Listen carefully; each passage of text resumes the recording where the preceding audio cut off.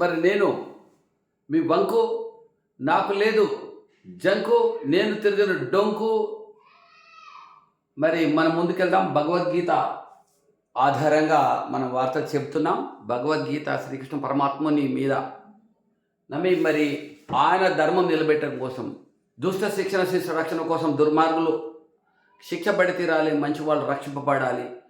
వాడు నా కులమైన, నా మతమైన, నా దేశమైనా సరే ప్రపంచంలో ఎక్కడ దుర్మార్గమునో అది అంతం కావాలని కోరుకున్న ప్రతి ఒక్కళ్ళు మరి మన ఛానల్ చూస్తున్నారు. మీ అందరికీ కూడా అన్ని రకాల సహాయం అందడానికి మనకు టీం ఉంది. కాబట్టి మీరు ఎప్పుడు ఎక్కడ ఆపద వచ్చినా మీకు ఆదుకోవాలంటే ముందుగా మీ పేరు రిజిస్ట్రేషన్ చేసుకోండి. అన్ని రకాల సమస్యలు మీరున్నప్పుడు మా సహాయం మీకు అందుతుంది. ఇక ఇప్పుడు మార్నింగ్ న్యూస్ మల్లన్న చూద్దాం. మరి ఈ మల్లన్న ఇప్పుడు వీళ్ళ కులపలేదని తప్పు చేసిండు అనుకో, ఆయన ఫుల్ సపోర్ట్గా వచ్చేస్తాడు. అంటే ఆయన కుల పిచ్చి భయంకరంగా ఉంది. మళ్ళీ సో ఇలాంటి వాళ్ళు ధర్మం అనేది నమ్మరు. భగవద్గీత శ్రీకృష్ణ పరమాత్మ చెప్పిన భగవద్గీత వీళ్ళకి అర్థమే కాదు. వీళ్ళకి ఎంతసేపు వీళ్ళు పైకి రావాలి, వీళ్ళు డబ్బు సంపాదించాలనే ఆలోచన ఆయనకు ఉంటుంది. ఒకసారి నేను చెప్పేది ఎంతవరకు కరెక్టా కాదా మళ్ళీ కామెంట్లో పెట్టండి. ఇప్పుడు చూద్దాం. అసలు ఈయన సీఎం అది కేసీఆర్తో ఆడుకున్నాడు మరి రకరకాలుగా. అసలు యూట్యూబర్స్కి ఒక మూల పురుషుడు. మరి ఈయనను వదిలేసేలా అని మనం తీసుకుంటున్నాం. చూద్దాం అసలు.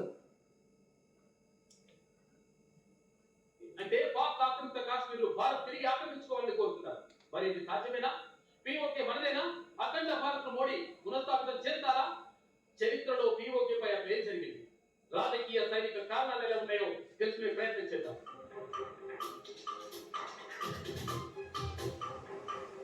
మొత్తం చరిత్రకి వెళ్ళిపోతా ఉన్నాడు. మన మల్లన్న లేడు ఇంతకి ఇక్కడ. ఇప్పుడు వచ్చేసాడు. అయితే మోడీ ఇప్పుడు ప్రజెంట్ పిఎంగా ఉన్నాడు. మరి ఇందిరాగాంధీ ఆల్రెడీ చచ్చిపోయింది. చచ్చిపోయిన వాళ్ళకి సహజంగా సింపతి వస్తుంది. మీరే చూడండి, ఎన్టీఆర్ ఉన్నప్పుడు బండ బూతులు మాట్లాడారు ఒక్కొక్కరు. ఆయన చనిపోయినాక ఆపోజిషన్తో సహా ఒక చిన్న మాట కూడా అనలేకపోయారు. So positive positive positive positive వస్తుంది, చనిపోయినాక వస్తుంది. అదే మోడీ కనుక ఆయన కనుక కీర్తిశేషులు అవుతాయి. అలా అనకూడదు కానీ ఎప్పటికైనా తప్పదు కాబట్టి. కానీ ఆయన కనుక లోకం నుంచి వెళ్ళిపోతే ఆయనకు అద్భుతంగా పేరుంటుంది. ఇంకొకటి, బతికున్న వాళ్ళని మెచ్చుకొని దొంగలు చాలామంది ఉన్నారు. చనిపోయిన వాళ్ళు అయితే వెంటనే మెచ్చుకుంటారు. అయితే బతికున్న వాళ్ళు వాడేందుకు అంత గొప్పోడు కాదులే అంటారు. అరే దరిద్రులారా, బతికున్న వాళ్ళలో మంచోళ్ళను గుర్తుపట్టి చావండిరా. ఆ గెలిచినాక కూడా ఆమె పిఓకేను చేపట్టలేదు. మళ్ళీ అప్పట్లో మాన్యువల్ యుద్ధం ఉండేది, ఇప్పుడు అణుయుద్ధం ఉంది. కొంచెం తేడా వస్తే వాళ్ళు మన మీద అనుభవం వేయచ్చు. ఆ కోపంతో మనం వేయక తప్పదు. మనం వేస్తే వాళ్ళు స్మాష్. సో మన నగరాలు 1, 2 పేలినా సరే మనం కోలుకోలేని దెబ్బ మనకు తాగులుతుంది. మరి ఇప్పటికే ఎన్నో దేశాలు నమ్మి మన దేశంలో పెట్టుబడి పెట్టాయి. వాళ్ళందరూ గుట్టుకు మెట్టుకు అంటున్నారు. సౌదీ అరేబియా పెట్టుబడి పెట్టింది, అమెరికా మన దగ్గర పెట్టుబడి పెట్టింది. ప్రపంచంలో ఫ్రాన్స్ లాంటి పెద్ద పెద్ద దేశాలు ఎన్నో మన దగ్గర పెట్టుబడి పెట్టి ఉన్నాయి. మరి వాళ్ళందరి ఇలాంటిది మనకు జరిగితే వాళ్ళందరూ టెన్షన్లో ఉన్నారు. సో మరి మోడీ వచ్చి ఇక్కడ ఆల్రెడీ అక్కడ పేలిపోయినట్టుంది. ఈ రాకెట్లు బ్రహ్మోస్ వల్ల అక్కడ కొన్ని పేలినట్టుగా ఉన్నాయి. ఆ పేలుడు వల్ల రేడియేషన్ స్ప్రెడ్ అవుతుంది అని వెంటనే ఆపాలని కన్విన్స్ చేస్తాడు. కాబట్టి అంతేగాని అధికారంతో చెప్పలేదు. ట్రంప్ బతిమలాడాడు. ఇది ఒక భయంకరమైన ఎటో వెళ్ళిపోయేటట్టుంది అని. మరి వినాలి కదా, వినకపోతే ఇప్పుడు ఏంటి, రేపు కంప్లీట్గా వాళ్ళ సైడ్ అయిపోయింది అనుకోండి ట్రంప్, అప్పుడు మనకి ఇబ్బంది అవుతుంది. సో మనమా ఇప్పుడు 3వ స్థాయికి వెళ్ళబోతున్నాం. 3 నుంచి ఇప్పుడు 1వ స్థాయికి వెళ్ళాలి మనం ఆర్థికంగా. మరి ప్రపంచంలో అగ్రదేశాలతో పోటీ పడుతున్నాం. మరి అలాంటి స్థితిలో ఉన్న మనం యుద్ధం మనల్ని చాలా అధపాతాలలోకి తీసుకెళ్తుంది. అయినా 26 మంది చచ్చిపోయినందుకు మనం అసలు వాళ్ళ 8, 9 ఈ ఉగ్రవాద శిబిరాలకు సంబంధించినవి పెద్ద పెద్ద స్ట్రక్చర్ను కూలగొట్టేసాం మన బ్రహ్మోస్ ద్వారా. మరి ఇక్కడ ఉండే చేయగలిగినాం. ఇది అద్భుతమైన విజయం. అసలు ఇది కూడా చేయడానికి అంత డేరింగ్ చేసిన మోడీని మనం మెచ్చుకోవాలి. సరే లెట్ us see వీళ్ళు ఈ దొంగలు ఎలా విమర్శిస్తారో చూడండి. పాకిస్తాన్ ఆక్రమిత కాశ్మీర్ 13,000 కిలోమీటర్ల వైశాల్యం ఉన్న ఈ భూభాగం ఎక్కువగా ఇప్పుడు వచ్చారు ఇద్దరు దొంగలు.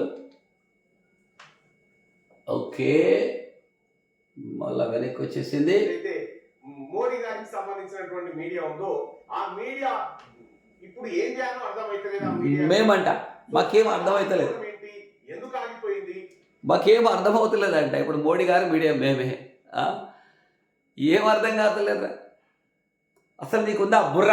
సరే, అసలు దౌత్యపరమైనటువంటి నిర్ణయాలు ఏది అమెరికా ఎంటర్ అవడం, పాకిస్తాన్ తో సంధి కుదుర్చుకునే విధంగా మాట్లాడడం, నరేంద్ర మోడీ గారు ఒప్పుకోవడం, ఇదంతా చకచకా జరిగిపోయినటువంటి పరిస్థితి.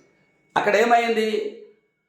అణుబాంబు పైన వీళ్ళు రాకెట్లు వేశారు, అక్కడ రేడియేషన్ వస్తుంది. ఇవన్నీ చెప్పలేరు మోడీ గారు. ఇవన్నీ మనకందరికీ నచ్చ చెప్పేంత ఉండదు, కానీ మనం ఎదురులాడుతుంటాం. వీడియో గేమ్లు అనుకున్నట్లుగా ఉంటుంది మనకి. వెంటనే వేసేయండి రా, బాంబులు వేసేయండి, మొత్తం అణుబాంబులు వేసేయాలి, పాకిస్తాన్ మొత్తం స్మాష్ అయిపోవాలి.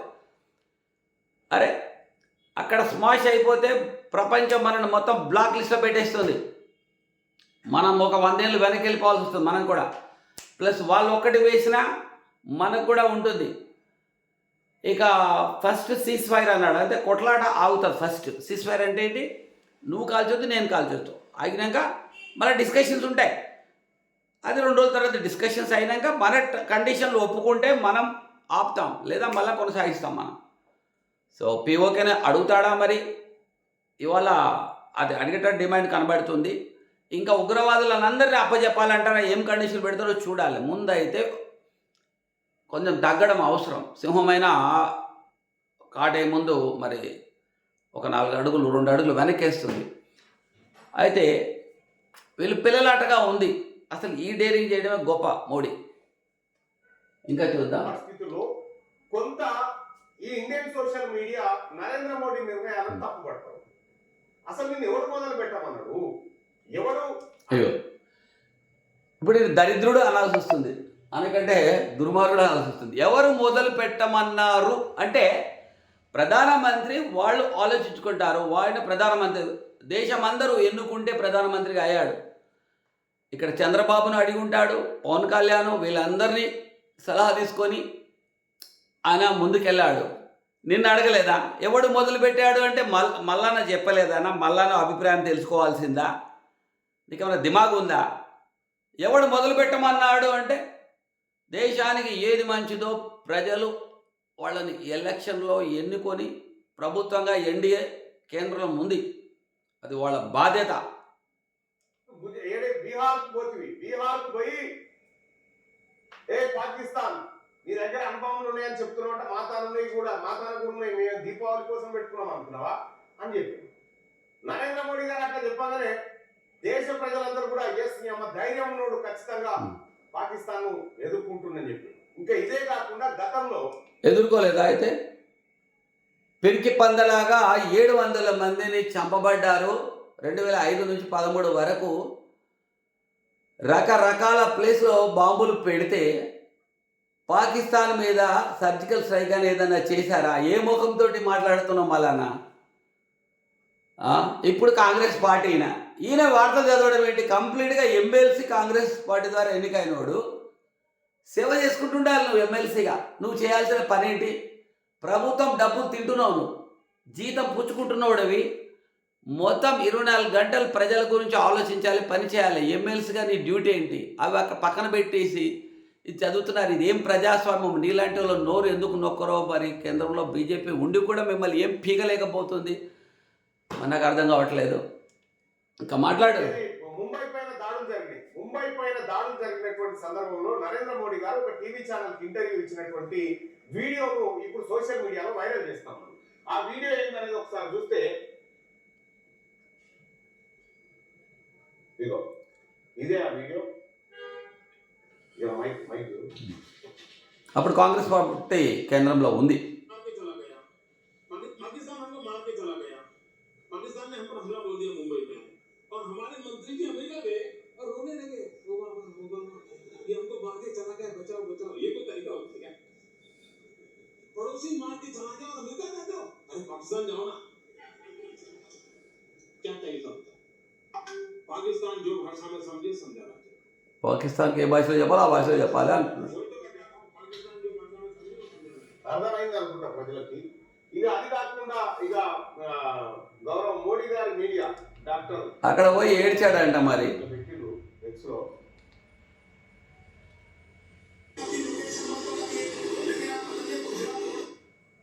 ఈయన ఏమంటాడు, ఇప్పుడు మీరున్న లొకేషన్ చెప్పకండి అని యాంకర్ చెప్పుకుంటే ఏమంటాడు మరి?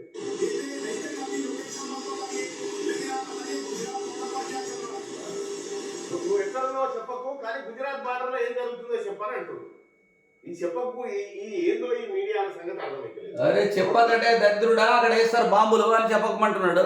ఇక ఏం సంగతి నీకు అర్థం కానీ ఎందుకు వస్తావు వీడియోలకు పెద్దగా పిక్కుడు మొనగడవా నువ్వు? దేశాల మీడియా ఫేక్ వీడియోలను ఫేక్ ప్రచారాలను చేసినట్టుగా అంతర్జాతీయంగా చాలా మీడియా సంస్థలు రాసుకొచ్చినాయి. వాస్తవానికి వీడియో గేమ్ వీడియోలను కూడా ఇజ్రాయెల్ సంబంధించినటువంటి పంచాయతీ ఆ క్షిపణుల వీడియోలు కూడా తెచ్చి ఇండియా పాకిస్తాన్ మధ్యలో కలిపింది. చాలా మంది ఉత్సాహవంతులు విపరీతంగా చేసిరు. నీకు వచ్చిన నష్టమేట్రా భయ్ కలిపిన ఈ దేశం గురించి ఈ మళ్ళా ఈ సుత్తి ఎట్లా వింటున్నారో ఎరుటోళ్ళకు మొక్కాలే. ఈ కులపుచ్చి భయంకరంగా ఉన్నవాళ్ళు వింటున్నారు. మళ్ళా ఏదో చెప్పేది కరెక్ట్ అని దయచేసి ఒకటి అర్థం చేసుకోండి. భగవద్గీత రోజు చదవండి మీరు హిందువులు అయితే. ఇతర మతస్థులు కూడా చదివి తీరాలి. కరెక్ట్గా అర్థం చేసుకున్నాం అనుకో దుర్మార్గులు మనం గుర్తుపడతాం.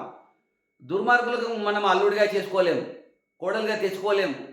మంచి వాళ్ళని చెడ్డ వాళ్ళు అర్థం చేసుకుంటాం. సత్వగుణం ఉందా, వాడి ఇంద్రియ లోనుడా, ఎప్పుడైనా పదవి ఆకాంక్ష ఉంది, ఇలాంటి వాళ్ళు తప్పులు చేసే ఉంటుంది. ఇప్పుడు నాకు ఆ పదవి లేదు, నాకు ఎమ్మెల్యే కావాలని లేదు, ఎంపీ కావాలని లేదు, ధనవంతుడు కావాలని లేదు, అందరితో పొగిడించుకోవాలని లేదు.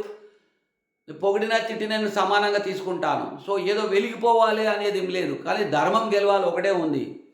తద్వారానే శ్రీ మహావిష్ణు యొక్క మరి ఆయన ఆశీస్సులకు మనం లోన్ అవుతాం.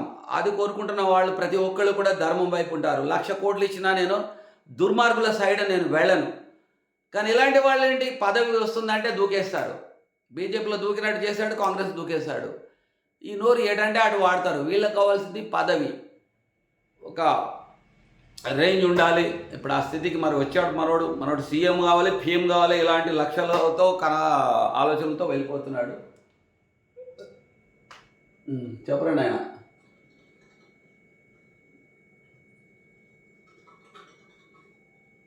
It's 12 minutes 32 seconds. ఏమైంది ఆగిపోయాడు. మళ్ళీ ఏదో ఎలక్షన్ పెట్టాడు. వీళ్ళిద్దరి మధ్యలో ఎవరికి ఎక్కువ ఓట్లు వస్తాయి చెప్పమన్నాడు.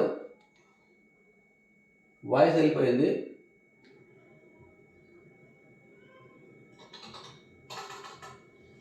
చూద్దాం ఎందుకు సైలెంట్ అయిందా, మళ్ళీ చేస్తాను. వీళ్ళు ఒక వీడియో ప్లే చేశారు, అందులో మళ్ళీ వాళ్ళ వీడియోలు వాళ్ళు చూస్తూ ఉన్నారు. సో మొత్తానికి అక్కడ ఆగిపోయిన యుద్ధంపై మీ అభిప్రాయం ఏంటి అని పెట్టాడు. సోల్జర్స్ మాత్రం చాలా ధైర్యశాలి. ఇందులో ఉన్నోళ్ళు అందరూ కూడా వీళ్ళ వైపే మాట్లాడతారు. సోల్జర్స్ మాత్రం ధైర్య సాహసాలతో. అరే దరిద్రుడా, ఇప్పుడు మనకు ఒకవేళ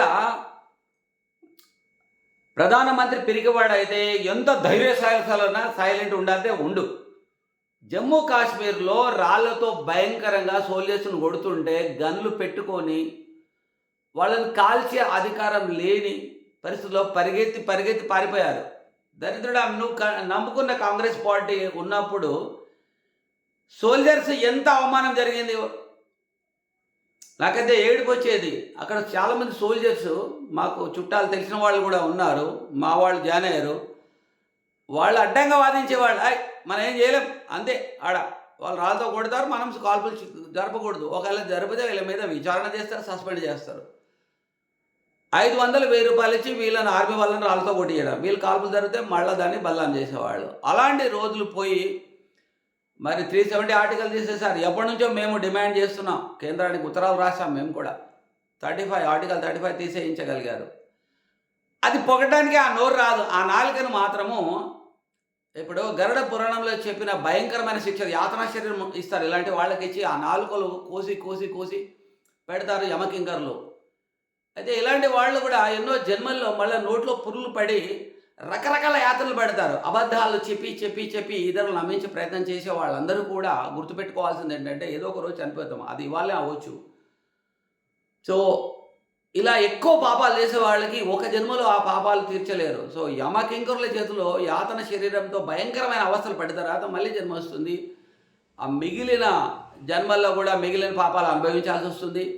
అయితే ఈ కర్మను వీళ్ళు తెలియరు, ఈ ఆధ్యాత్మిక పరిస్థితి వీళ్ళకు జ్ఞానమే లేదు. ఎందుకంటే ఈయన ఎప్పుడు దైవాన్ని నమ్మడు, భగవద్గీతను ఎప్పుడు చదవడు.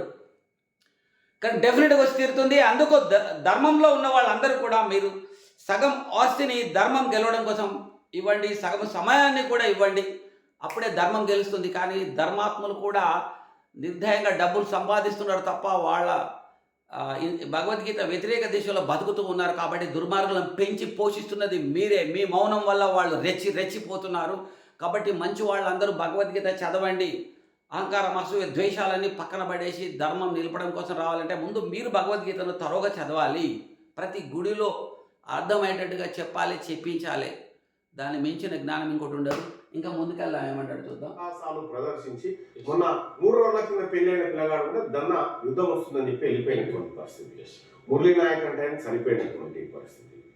సో ఇది ఇట్లా ఉంటే ఇరు దేశాల మధ్య జరిగినటువంటి ఆ ఘర్షణ ఏదైతే ఉందో, ఘర్షణలో భారత్కు చెందినటువంటి 2 యుద్ధ విమానాలు కూలిపోయినట్టుగా అంతర్జాతీయ వాషింగ్టన్ పోస్ట్ లాంటి పత్రికలు ప్రస్తావిస్తూ ఉన్నాయి. అయితే భారత్ దీన్ని ధృవీకరించలేదు ఇప్పటి వరకు. పాకిస్తానీ మాత్రం ఇక మనం ఏది ఈ ఎయిర్పోర్ట్ ఇదేంది నౌకాశ్రయం ఉందిగా, నౌకాశ్రయం మీద కరాచీ నౌకాశ్రయం మీద భారత్ మిసైల్ దాడి చేసినాయి. పాకిస్తాన్ ఆర్మీ చీఫ్ ను నిర్బంధంలో తీసుకుని ఇవన్నీ ఉంటే వీడియో గేమ్ అట, అవన్నీ వీడియో గేమ్ లో వచ్చినటువంటి వార్తలట. సో దాని మీదనే ఇప్పుడు గుంత పడ్డది కూడా వీడియో గేమ్ లో వచ్చిందా? అవన్నీ వీడియో గేమ్లు అనట చూడగా అడిగితే అది గమ్మ చెప్పింది. ఇవన్నీ సోషల్ మీడియాలో వచ్చిందంతా నిజం అని నమ్ముతా ఉన్నారు. ఇది తప్పు అని చెప్పి చెప్తా ఉన్నారు. అంటే ఈ దొంగలు పాకిస్తాన్ చెప్పేది నమ్ముతారనమాట. పాకిస్తాన్ వాళ్ళు ఎన్నో అబద్ధాలు చెప్పి వాళ్ళని నమ్మిస్తారు. పాకిస్తాన్ వాళ్ళు మేము గెలిచిపోయినామని చెప్పేశారు, భారత్ ఓడిపోయింది అన్నారు. ఇవన్నీ కరెక్టా? అంటే పాకిస్తాన్ ఏం చెప్తే అది కరెక్టా? వీడియో గేమ్లలో చూపించాడు అంటే ఇక్కడ భారత్ ఏమీ చేయలేదు. వీళ్ళు చూడండి, ఇలాంటి వాళ్ళే మనకు అసలైన శత్రువులు. మరి శత్రువులను ఏదేమైనప్పటికీ కూడా ఇరు దేశాల మధ్య జరిగినటువంటి ఈ కాల్పుల విరమణ అనేది మిమ్మల్ని ఎట్లా ఇంపాక్ట్ చేసింది? మళ్ళీ అది చూపెట్టట్లేదు గేమ్ అని చెప్పాడు. భారత్ పాకిస్తాన్ మధ్య ఆగిపోయిన యుద్ధంపై మీ అభిప్రాయం ఏంటి? పాకిస్తాన్ భయపడింది అనుకుంటున్నారా, మోడీ వెనక్కి తగ్గాడు అనుకుంటున్నారా? టైటిల్ ఎలా పెట్టాడు? పాకిస్తాన్ భయపడింది, 4 ఎకరాలు వేలే అన్న అని చెప్పారు. అంతా ఈయన ఫేవర్ ఉంటారు. ప్రతిదీ రాజకీయాలతో ముడిపడి ఉన్నదే అంశం. ప్రతిదీ దేశంలో రాజకీయాలతో ఉందని కదా నీలాంటి వాడు. మరి నువ్వెందుకు వస్తే వార్తలు? నువ్వు రాజకీయాలు పట్టించుకుంటే వార్తలు చదవకూడదు. వార్తలు చదివితే రాజకీయాలకు అతీతంగా ఉండాలి. మరి నువ్వు ఉంటున్నావా? ప్రతి రాజకీయాల పాయింట్ ఆఫ్ వ్యూలో ఎక్కడ బీజేపీకి బెనిఫిట్ అవుతుందో అన్న ఆలోచనతో నువ్వు చేస్తున్నావు. ముడిపడి ఉన్నటువంటి అంశాలు. ఇక ఒక ఆయన సోషల్ మీడియాలో ఇంత పెద్దగా రాసిన ఏమని, బీహార్ ఎన్నికల కోసం నరేంద్ర మోడీ గారు ఆడిన డ్రామా అని ఆయన రాసుకొచ్చిండు. ఇటు ఇంకొక ఆయన బీజేపీ ఆయన రాసిండు, రాఫెల్ విమానాలను టెస్ట్ చేసిరు అంతే, ఆ టెస్టింగ్ కోసం ఈ యుద్ధం అని ఇంకొక ఆయన రాసుకొచ్చిండు. ఇక ఎవరికి ఎట్లు వస్తే అట్లా నువ్వు నీ నోటికి వచ్చినట్టు భారత్ అని పాకిస్తాన్ నీ నోటికి వచ్చినట్టు నువ్వు వాగుతలేవా? వాళ్ళకి వచ్చినట్టు వాళ్ళు చెప్తారు. మరి యుద్ధం ప్రకటించలేదు, మీడియా అత్యుత్సాహం చూపింది మళ్ళా అని చెప్పి ఆర్ఎంటీవీ వాళ్ళు చెప్తా ఉన్నారు. మోడీ వెనక్కి తగ్గాడనడం కరెక్ట్ కాదు అని చెప్పి మధు ఎస్ఎంఎస్ చేస్తున్నటువంటి మాట.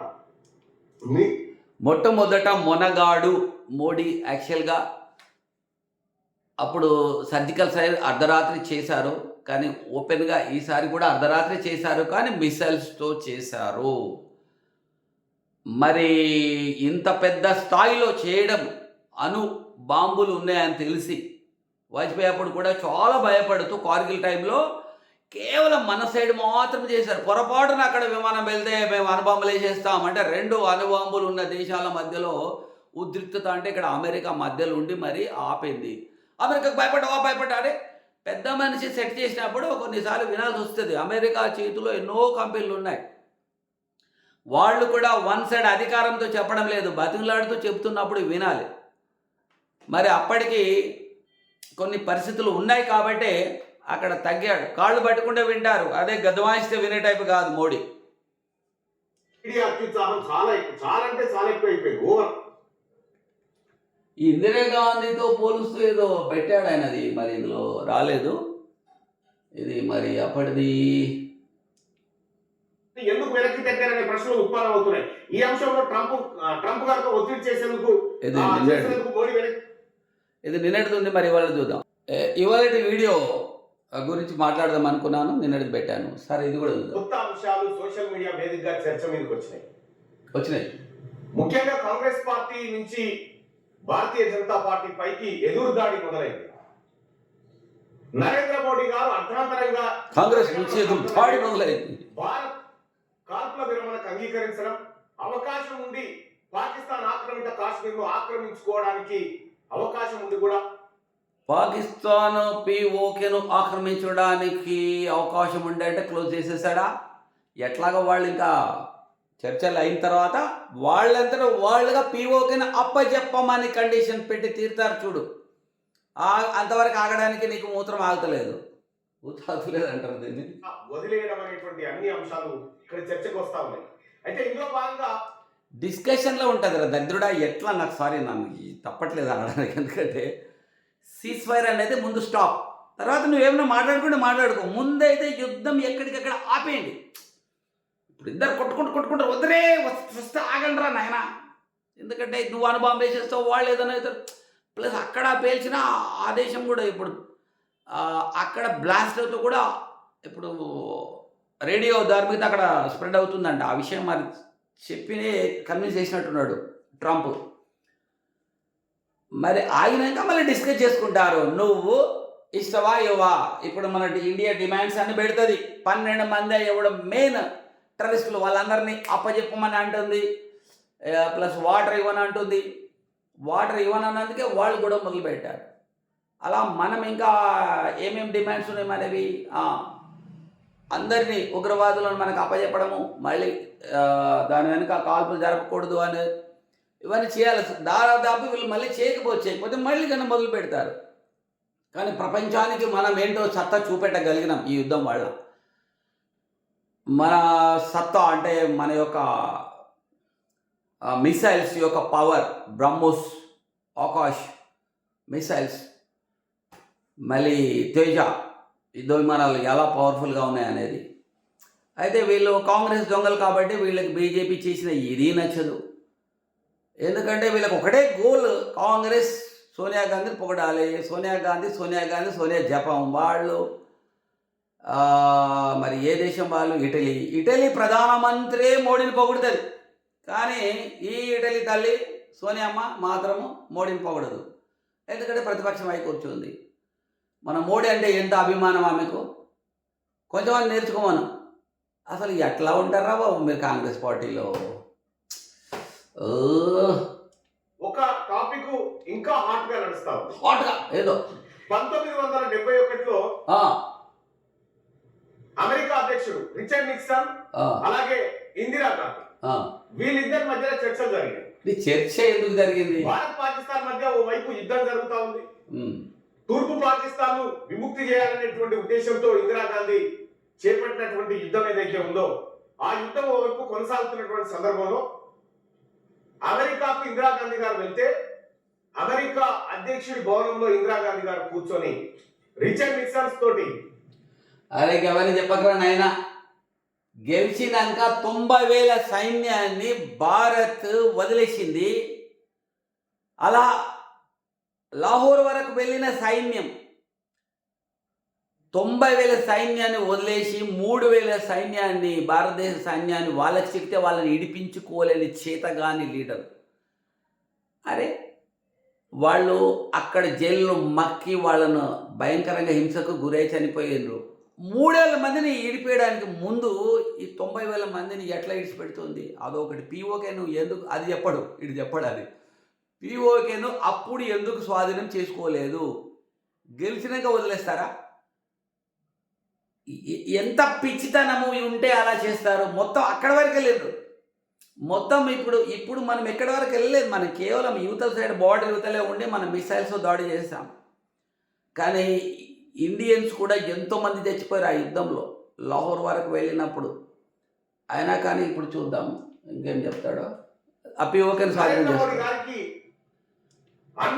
ఆ పీఓకేలనే ఈ ఉగ్రవాద శిబిరాలన్నీ ఉన్నాయి. ఈ దేశ పౌరులుగా ఈ దేశానికి ఉన్నటువంటి హక్కులను కాపాడుకోవడంలో ప్రభుత్వానికి అండగా నిలబడ్డారు. అయితే నరేంద్ర మోడీ గారికి ఆ రోజున వచ్చినటువంటి ఇమేజ్ ఏది ఆపరేషన్ సింధూర్ మొదలు పెట్టినప్పుడు వచ్చినటువంటి ఇమేజ్ ఆ తర్వాత కాల్పుల విరమణ అర్ధాంతరంగా ఆగిపోవడం, పైపెచ్చు ఇంకా జరిగినటువంటి దారుణాలు ఏవైతే ఉన్నాయో అన్ని అంశాల్లో నరేంద్ర మోడీ గారి ఇమేజ్ డ్యామేజ్ అయినట్టుగా కనిపిస్తా ఉంది. మీకు కనిపిస్తుంది, మాకేం కనిపించడం లేదు. ఇప్పుడు వాళ్ళందరినీ వేసేసి మొత్తం అనుబాంబులు వేస్తే అప్పుడు వావ్ అంటారా వీళ్ళు? అప్పుడు వీళ్ళు ఇంకొకటి వెతుకునే ఉండేవాళ్ళు. ఒకవేళ పాకిస్తాన్ ఏదైనా ఒక మిసైల్ మిస్ అయిపోయి వచ్చి ఏ బొంబాయి మీదనో ఢిల్లీ మీద పెడితే చూసావా అనవసరంగా యుద్ధం చేశాడినా. ఆ పడుచున్ బ్రదర్స్ ఏదో సినిమాలో ప్రతిపక్షాల్లో 2 రకాల డైలాగులు ముందే ప్రిపేర్ చేసి ఉంటాడు. అలా అన్నమాట వీళ్ళు.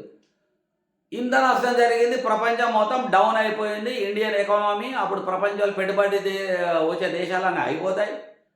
వెంటనే మనం వెళ్ళి వాళ్ళ మీద అణుబాంబులు వేయాలి. అప్పుడు వేయకపోతే చూసావా అణుబాంబులు వేయలేదంటారు. వేస్తే ఆ స్మోష్ అయిపోతే ఈ మన దేశంలో కూడా బ్లాక్ లిస్ట్లో పెడతారు.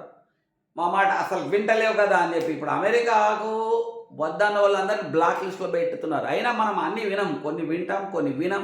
తగ్గినట్టు ఫ్రెండ్లీగా ఉన్నట్టు అలా రాజకీయంగా ఉంటాం. ఒక్కోసారి వాళ్ళ మాట ఏంటో ఒకసారి వినం, ఒకసారి మన పట్టుదలకు వెళ్ళిపోతాం, ఒకసారి వాళ్ళు తగ్గుతారు. మరి అమెరికా మనతో కొంచెం ఫ్రెండ్లీగా ఉంటుంది, కొన్నిసార్లు గట్టిగా ఉన్నప్పుడు అన్ని రకాలుగా మెయింటైన్ చేయాల్సి వస్తుంది. ఇంకా నిన్న నరేంద్ర మోడీ గారు మళ్ళీ హై లెవెల్ మీటింగ్ పెట్టి కొంత నష్ట నివారణ చర్యలకు దిగినప్పటికి కూడా ప్రజల్లో ఎందుకు కొంత నమ్మకం లోపించినట్టు అనిపిస్తా ఉంది. అది నీకు ఎందుకు ఆయన పోతే ఆయన పాటు డౌన్ అవుతుంది కదా. అర్థాంతరంగా ముగించిండు. ఆక్రమిత డౌన్ అయితే ఆయన ఇమేజ్ డౌన్ అయితే నువ్వు బాధపడిపోతున్నావా? కాశ్మీర్ పాక్ ఆక్రమిత కాశ్మీర్ను మనం ఏది స్వాధీనం చేసుకునేటువంటి అవకాశాన్ని వదులుకున్నాడు. అసలు ఏం జరిగింది ఈ యుద్ధంలో అనేటువంటి చర్చ చాలా ఇండెప్త్ గా జరుగుతా ఉంది. దానికి అనేకమైనటువంటి గతాలను ముంగటేసుకొని కాంగ్రెస్ పార్టీ వాళ్ళు సహజంగానే వాళ్ళ కాలంలో చేసినటువంటి ఘనకీర్తులంతా వాళ్ళు ముంగటేసుకుని ఘనకీర్తులే. ఇదైతే తెలుసు కదా. మళ్ళీ నీకు రాళ్లతో ఆర్మీ వాళ్ళని మీద దాడి చేశారు. మళ్ళీ కాంగ్రెస్ హయాంలోనే కదా ఈ 35 ఆర్టికల్ పెట్టాడు. పాకిస్తాన్ వాడు కాశ్మీర్ అమ్మాయిని పెళ్లి చేసుకుంటే వాడికి పౌరసత్వం వస్తుంది.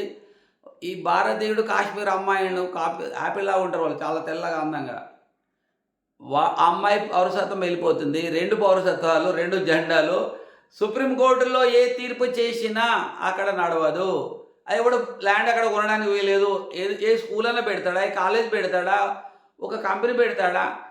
ఎవడు ఎక్కడ పెట్టగా అక్కడ వాళ్ళు అక్కడే ఉండి సర్వనాశనం అయిపోయింది. మరి దాని కారకులు మీరు కాదా కాంగ్రెస్ వాళ్ళు? వీళ్ళకి ఎలా ఉంటారో వీళ్ళ ఆలోచన. ఎంతసేపు ఈయన మంత్రి కావడము, ఇదే ఉంటుంది సార్. నేనేమో భగవద్గీత ప్రకారం నేను ఎలాంటి ఆలోచన లేనివాడు, ఓన్లీ ధర్మం మాత్రమే గెలవాలన్న ఆతృతో వచ్చాను. ఇప్పుడు ఈ సమయాన్ని, విలువైన సమయాన్ని నేను కేటాయిస్తున్నాను. దుర్మార్గులకు శిక్ష పడాలి, వాళ్ళు అంతం అవ్వాలి అనేది ఒకటే ఒక కారణం. సో మంచి వాళ్ళందరూ ఉండరు, లేకపోతే మీకు శిక్షలు తప్పవు. కర్ణుడికి శిక్ష తప్పలేదు, అక్కడ భీష్ముడికి శిక్ష తప్పలేదు. కోట్ల రూపాయలు పెట్టుకొని డబ్బులుండి టైం ఉండి కూడా సత్యం వైపు ఇప్పుడు మన కామెంట్ చేయడం, లైక్ చేసేవాళ్ళు, షేర్ చేసే వాళ్ళందరూ కూడా వీళ్ళు ఏదో పుణ్యం సంపాదిస్తున్నారు. కానీ అంత డబ్బుండి అన్నుండి ఏది ఇవ్వకుండా ఇగ్నోర్ చేసే వాళ్ళు కూడా భయంకరమైన శిక్షలు అనేవి మళ్ళీ పైలోకంలో పడతాయి. అది నువ్వేమాత్రం భరించలేవు. ప్రశ్నలు నరేంద్ర మోడీ గారికి సోషల్ మీడియా ప్రశ్నలు ఏంటి? ఒక ప్రశ్న ఇక ఈయన ప్రశ్నలన్నీ రాస్తాడు. కాంగ్రెస్ ఏమో అంతమవుతున్న పార్టీ, దేశంలో మొత్తం అంతమవుతుంది. వీళ్ళకి ఎక్కడ లేని మంట ఉంది. ఎట్లా మళ్ళీ రావాలి, 2 సార్లు ఓడిపోయినాం, 3వసారి. ఈసారి రాకపోతే ఇక కాంగ్రెస్ పార్టీ మొత్తం మాయమైపోతుంది. అందులో నుంచి చీలిపోయి అందరూ బయటికి వెళ్ళిపోతారు. కాబట్టి ఎలాగైనా గెలిపేయాలి. అది మంచి చెడు కాదు, గెలిపేయాలి అంతే. సోషల్ మీడియా పుణ్యమా అని కొంతమంది తెలుసుకుంటున్నారు సత్యాన్ని. గాంధీ కంటే గాడ్సేనే గొప్పవాడన్న విషయం కూడా కనుక్కుంటున్నారు. మరి నెహ్రూ జిందాబాద్ అని అప్పట్లో తిరుగుతూ ఉండేవాళ్ళం. అసలైన వీరులు సుభాష్ చంద్రబోస్ లాంటి వాళ్ళని పక్కన పడేసాం. ఆలూరు సీతారామరాజుని పక్కన పడేసాం. గాంధీ ఒక చెంప కొడతావా, ఇగో ఇంకొక చెంప, దీని మీద కొట్టు, రేపు చేస్తే రేపు చేయించుకోమని చెప్పాడు గాంధీ. నెహ్రూ కూడా అదే అలాంటి బదులు చేశారు. కొడితే కొట్టించుకో, తంతే తండించుకో. హిందువులు ఎక్కడైనా కదులితే రివోల్ట్ అయితే వాళ్ళందరినీ ఆనిచి వేసేసారు. అదే వాళ్ళు వచ్చి ఆ వర్గం వీళ్ళని చంపితే మాత్రం వాళ్ళు సైలెంట్గా ఉండేవాళ్ళు.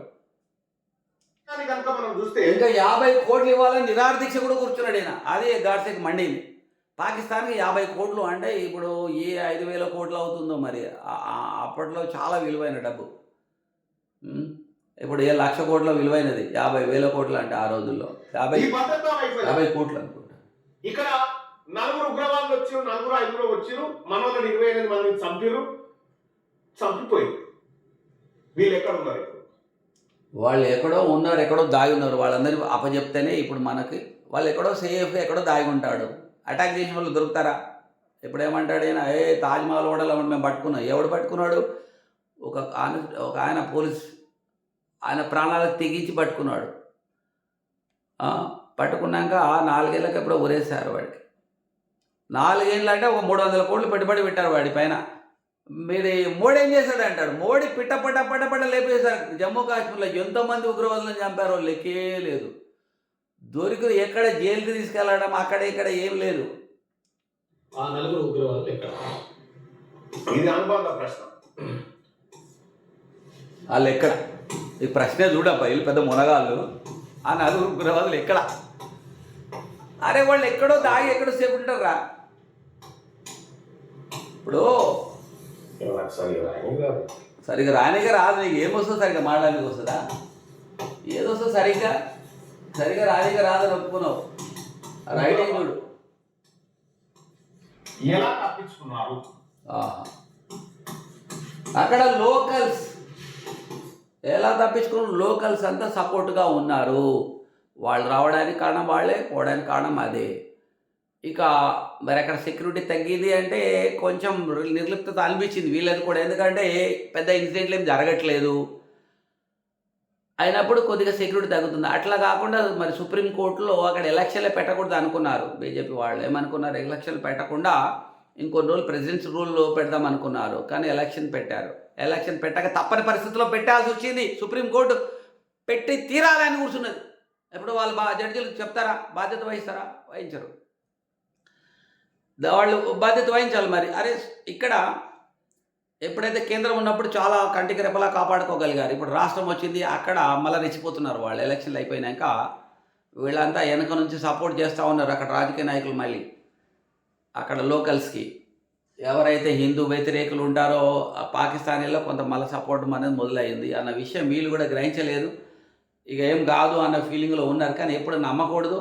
నాకు తెలిసి ఇప్పుడు జమ్మూ కాశ్మీర్కి అన్నామలైని గవర్నర్గా పంపాలి, లేకపోతే మన మాధవలత మేడంగానే పంపాలి. ఆ ముసలోళ్ళని ఎవరినో పంపించారు గవర్నర్గా. ఇది అవసరమా? మోడీకి మీరు లెటర్స్ రాయండి, రాస్తే ఆయన కన్విన్స్ అవుతాడో అవడో తెలియదు. మీరైతే ఉత్తరాలు రాస్తూ ఉండాలి. మీకు ఏ మైండ్లో అనిపిస్తే అది మోడీకి రాస్తూ ఉండండి. మోడీ అర్థం చేసుకునే వ్యక్తి, చదివి రెస్పాండ్ అవుతాడు ఆయన. ఈ ఉగ్రవాదులు పాల్గొనలో దాడి చేసినటువంటి ఉగ్రవాదులు ఎట్లా తప్పించుకున్నారు? ఇది దీంట్లోనే అనుబంధ ప్రశ్న. మొదటి పాల్గొన దాడి గురించి మన ఇంటెలిజెన్స్ వ్యవస్థ అన్నీ చెప్తా ఉంటారు నీకు. ఇంటెలిజెన్స్ వాళ్ళు ఎప్పుడో వస్తుంటారు, అన్నీ తెలుస్తాయా? మరి నీ ఇంటెలిజెన్స్ ఏమైంది ఆయన? ఇప్పుడు ఈయన కేంద్రంలో ఉన్నప్పుడు ఎన్ని చోట్ల బాంబులు పేలినాయి. ఇక్కడ సాయిబాబా గుడి కాడ పేలే. నీ ఇంటెలిజెన్స్ ఏం బీకింది మరి? అప్పుడు లుంబిని పార్క్లో బాంబు పేలే, హైదరాబాద్లో. ఇంకేంటి ఇప్పుడు ఎంతో హాయిగా ఇంకా జైల్లో ఉన్నారంట వాళ్ళంతా కూడా. వాళ్ళకి అన్ని ఫెసిలిటీస్ ఉంటాయట. కోటిలో పేలే. ఇంకా దేశంలో చాలా చోట్ల పేలింది. మరి వాళ్ళ ఇంటెలిజెన్స్ ఏం బీకిండ్రు? ఇప్పుడు ఇంటెలిజెన్స్ అనేప్పుడు ఇంకా ఈ ఎఫిషియెంట్గా పనిచేస్తున్నారు. మోడీ టైంలో ఇంటెలిజెన్స్ చాలా చాలా అద్భుతంగా పనిచేస్తున్నారు. అయినా కొన్ని తప్పుతాయి. కానీ అప్పుడెన్ని ఇన్సిడెంట్లు జరిగినాయి, ఇప్పుడెన్ని ఇన్సిడెంట్లు జరిగినాయి, అప్పుడు జరిగినప్పుడు ఏం యాక్షన్ తీసుకున్నారు, ఇప్పుడు అని పరిశీలించండి. మీకు తెలిసిపోతుంది ఎవరు కరెక్ట్ అనేది. అసలు ఏం జరిగింది? ఇది ప్రభుత్వం ఈ దేశంలో ఉన్నటువంటి ప్రజలకు చెప్పాల్సినటువంటి రెండవ ప్రశ్న. ఇక మూడవ ప్రశ్న అది చూడండి. ప్రశ్న నెంబర్ 3, ఆర్థిక నష్టాలు. ఇది ఆర్థిక నష్టాలు రాస్తాడు. అన్ని నష్టాలు కొంత ఉంటాయి.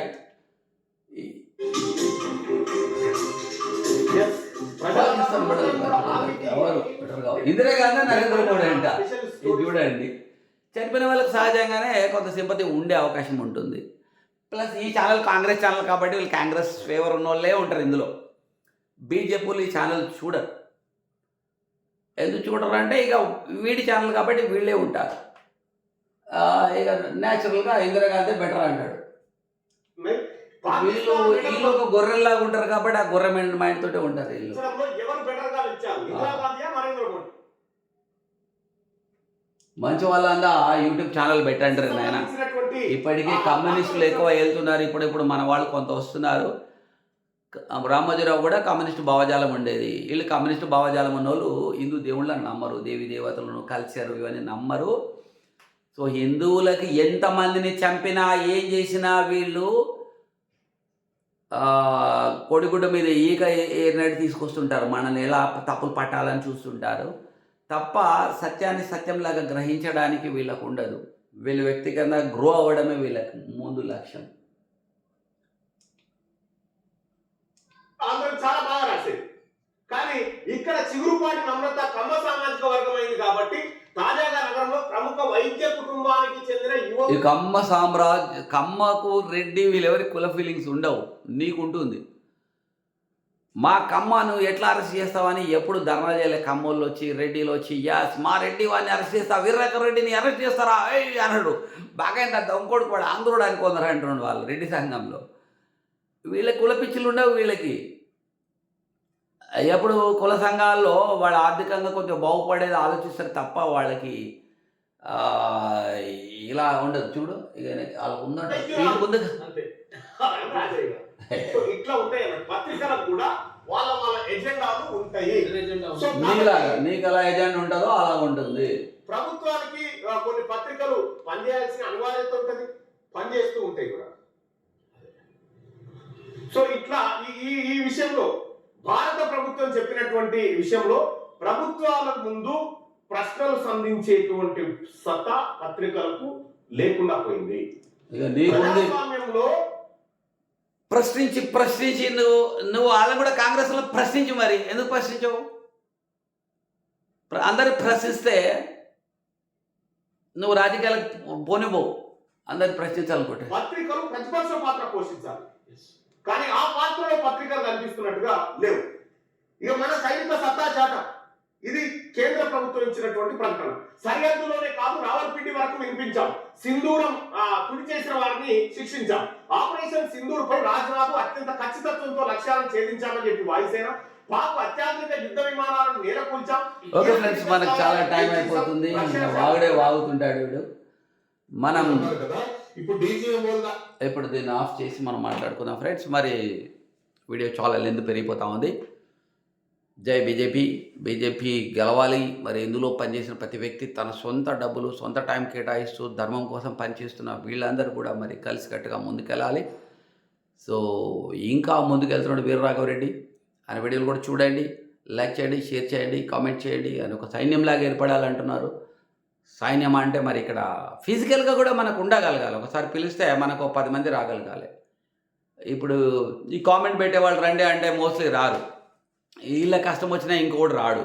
వీళ్ళు ఫిజికల్గా ఎప్పుడు కలవరు. హిందువులు ఎక్కడ గుళ్ళలో కూడా కలుసుకోవాలి. భగవద్గీత క్లాసులు, భాగవత రామాయణంలో ఏమేమి మంచి ఉంది, ఏం చెడు ఉంది, ఇవన్నీ ఒక పర్టికులర్గా సండేనో సాటర్డే ఒక దగ్గర మాట్లాడుకుందాం అంటే మన దరిద్రులు ఎవడు గుడికి రాడు, వచ్చినా ఆ దండం పెట్టుకుని వెళ్ళిపోతున్నారు తప్ప. ఇక భజన వాళ్ళు భజన పిచ్చి ఉంటుంది, ఆ పాటల పిచ్చి ఉంటుంది తప్ప. ఒక 10 నిమిషాలు మన గ్రంథాల్లోనే ఏముందో తెలుసుకుందాం సార్. మరి వాళ్ళకు ఉండదు, చెప్పడానికి పోతే వాళ్ళు వినడానికి రెడీగా ఉండరు అసలే. ఇక ఏం చేద్దాం, ఎలా రక్షిద్దాం, ఆయన ఒకటే మార్గం అనిపిస్తుంది ఇప్పట్లో. ఓకే, జై హింద్, జై భగవద్గీత.